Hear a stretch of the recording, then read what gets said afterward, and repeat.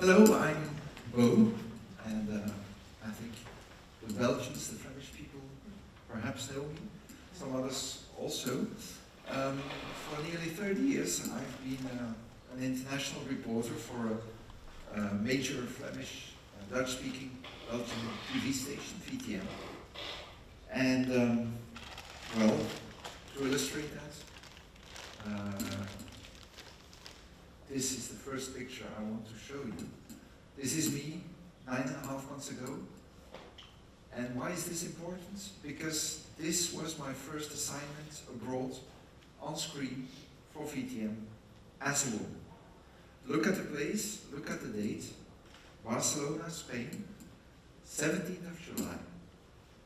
And exactly 6 months earlier, Barcelona in January of the same year, I was doing my last live as a man, as Baldwin, which was my name, Baldwin in English.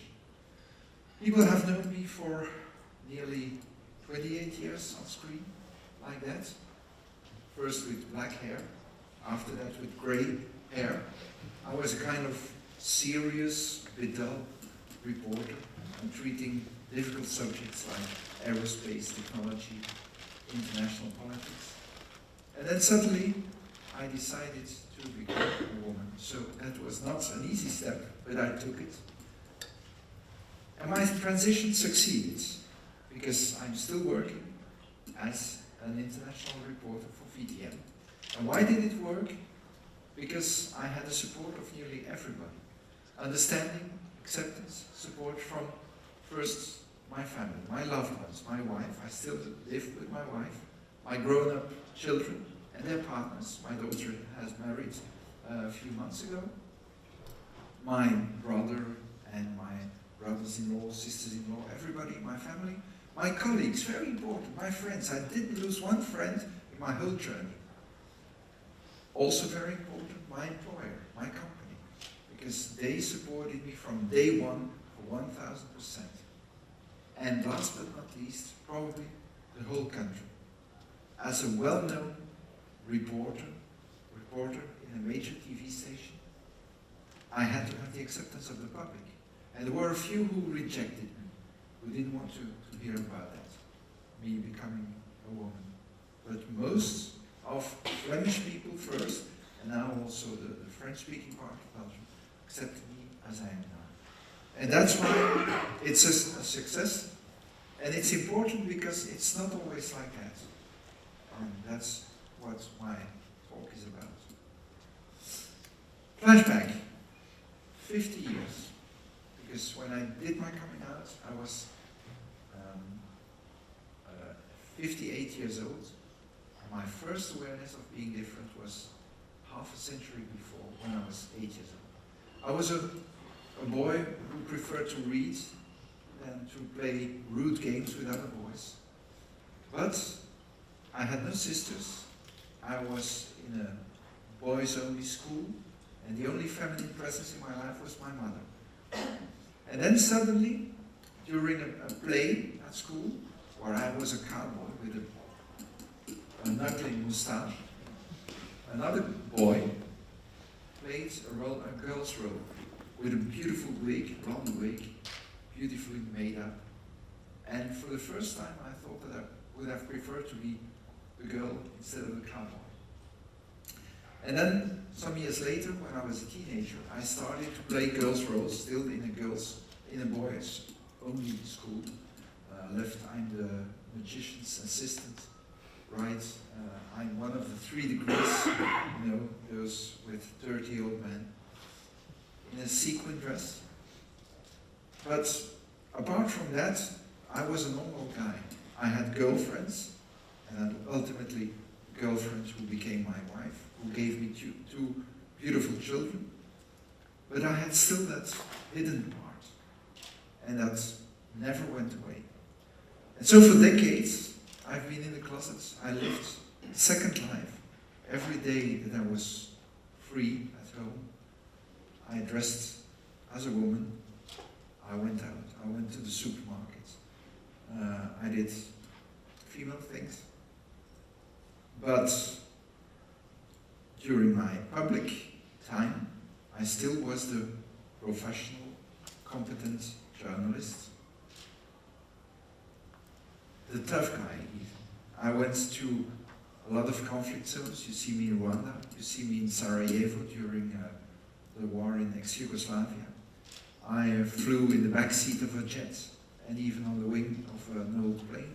So I did, not fashion, sometimes I did some fashion reports, but I did the serious things, the tough things, as a kind of alibi, as a cover-up. And so most people didn't suspect that I had a hidden side. A few friends knew it, for years, 10 years, 20 years, but most people didn't. So now your question will be, why have you waited for so long? Half a century, 8 years old, 58 years old. Because I think society wasn't ready and I wasn't ready.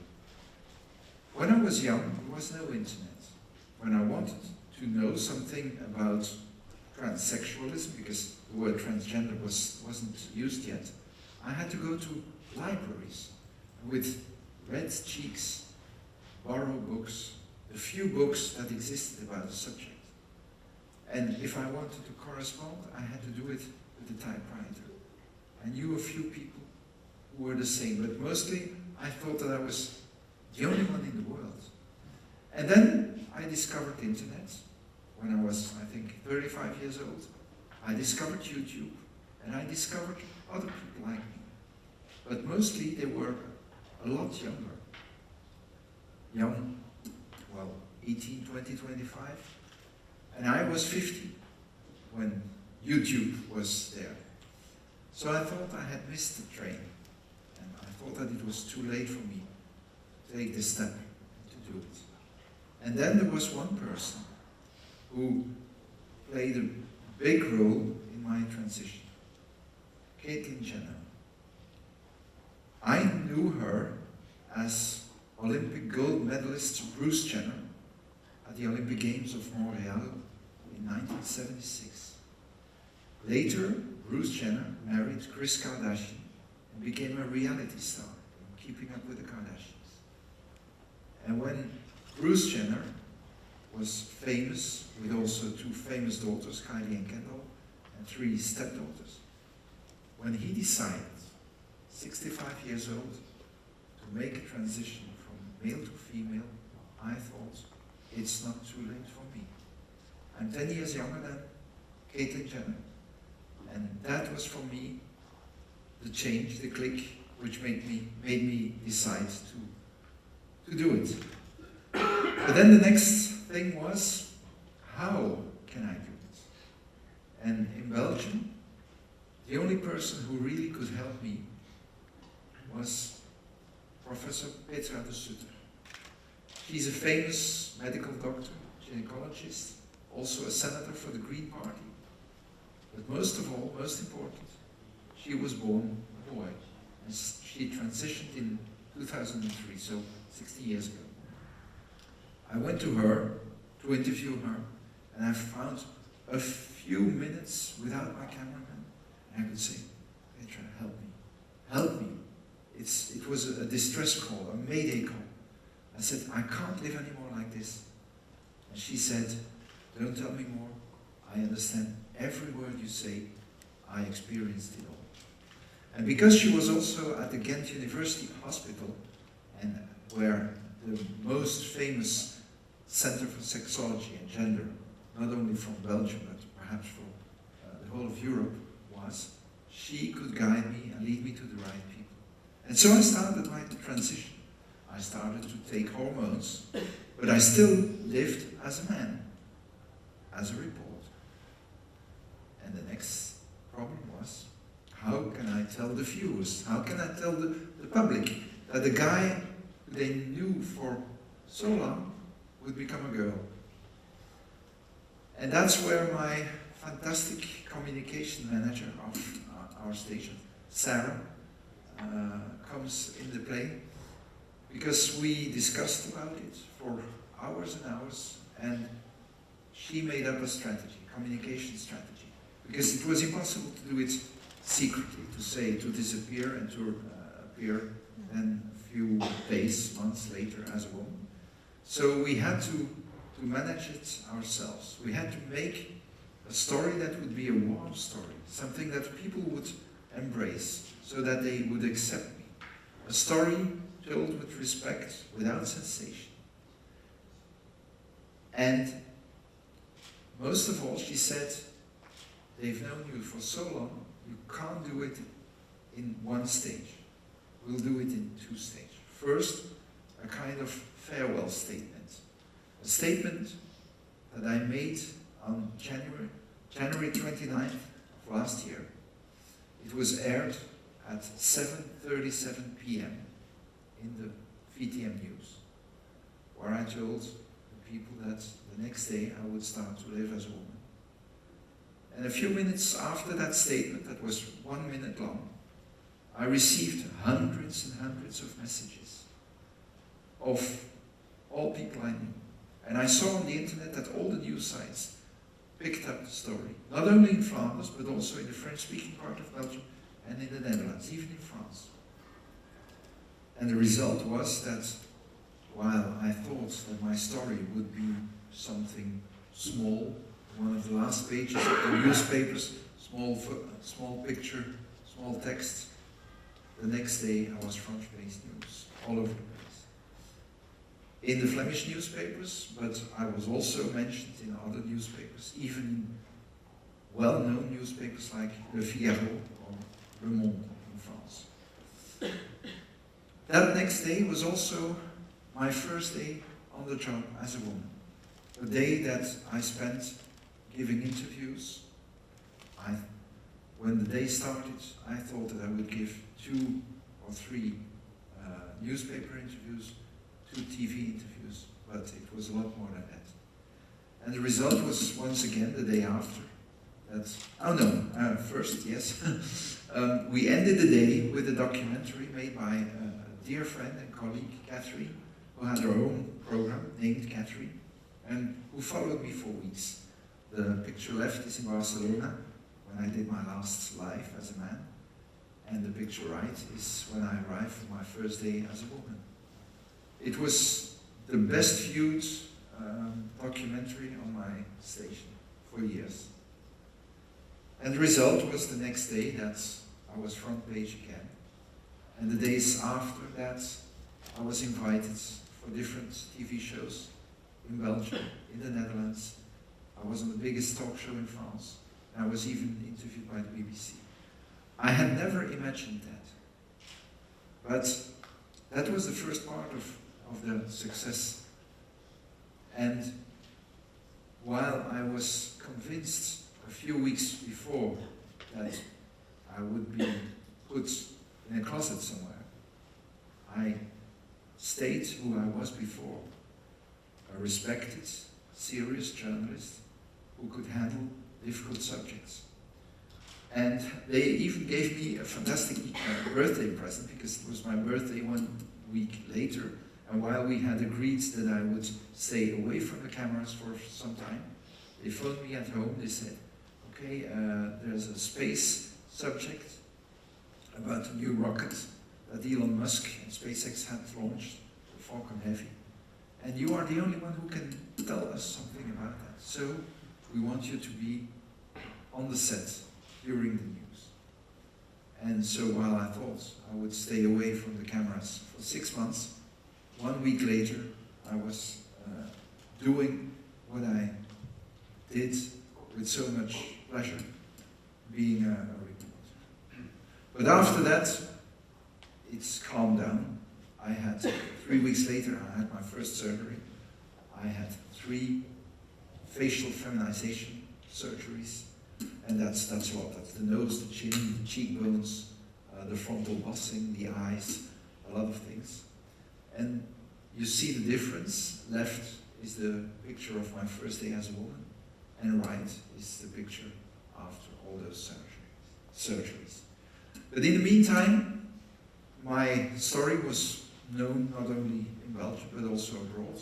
And I became, although that was not what I imagined, but I became a kind of a role model, and I was, for example, invited in France, in Paris, to give an award to a journalist who had made a report about an LGBT subject. But for me, the most important thing was that things went back to normal, so that I didn't want to be a kind of curiosum, a kind of, well, circus animal. I wanted to stay who I was for nearly 30 years before, a journalist who does his or her job. And this is important because it's a real, it's a serious subject. It's about the next generation fighter plane that Belgium chose. And well, I still was able to explain to the viewers what it is.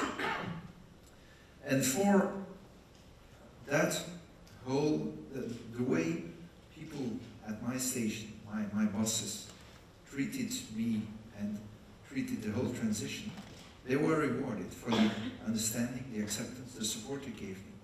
And they received an award at the end of last year.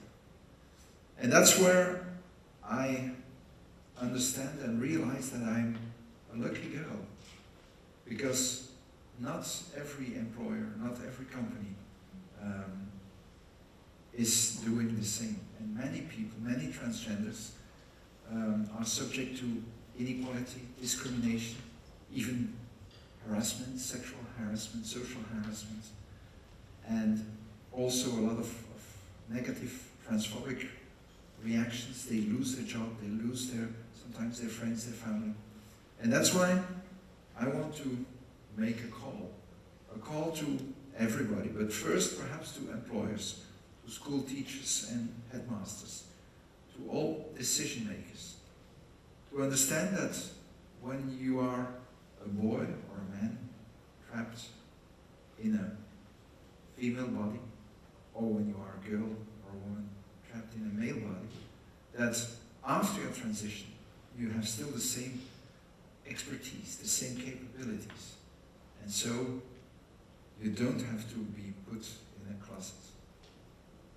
They didn't do that with me, and I hope that my talk tonight can help others to have the same luck and to live the life they want to live in the right body.